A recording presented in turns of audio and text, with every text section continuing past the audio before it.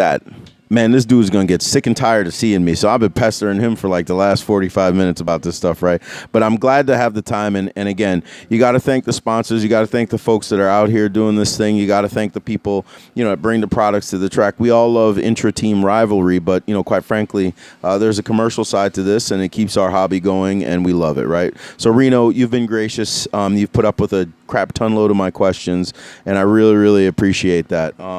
So tell me what you got here. Hang on to the mic. I'm gonna push the camera in close to these things. Tell me what you got. Thank you, Tori. Yeah, I'm gonna show you here my the line of setup tools that we have for GT. These are my tools, so excuse if they're not perfect, they're not new, but yes, this is what I use every day. We have the setup gauges from the Capricorn line, which we like because they're red and they go with our car.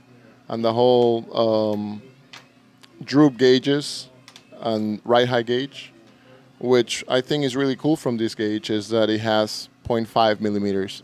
So it helps you a lot to be more precise if you want to have like a 0.5. Most gauges only have from 4 to 5 and 6. So I think these tools are really cool. We also have some tools from STC that are for all the nuts and everything that we use on the car. They're aluminum, since we use some aluminum nuts in the car so they don't scratch. That's what we have here. And then we also have the Tesla tools, which are really nice, golden tips, pretty durable. And with that, we have our tool bag, which is this. This is the newer version that you can actually, if you want, you can take this, remove it, if you want to take the tools out.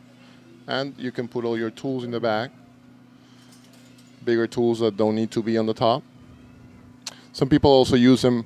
I also use them to carry some parts if I need, or put your engines also. They're very useful for that.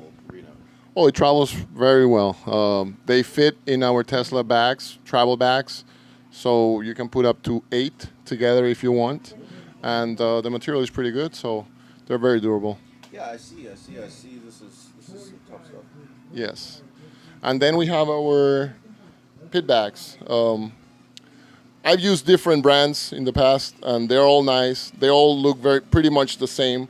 What we make difference with this tool bag is that we have a place for the fuel gun outside of the pit bag, so that when you use it, it's not leaking, or if it's leaking, it's not leaking inside the bag.